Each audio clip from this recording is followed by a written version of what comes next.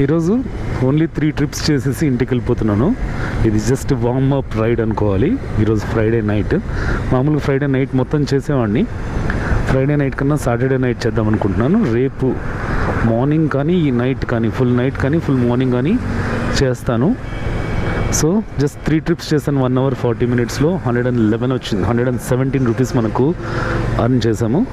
Just ఒక 15 kilometers తిరిగామంతే. So central government అయితే legalisation చేసిందనమాట బైక్ ట్యాక్సీని. 4 wheels కన్నా తక్కువ ఉన్న వెహికల్స్ మోటార్ బైక్స్గా పరిగణించబడతాయి. అంటే మోటార్ బైక్స్ అంటారు దానిని.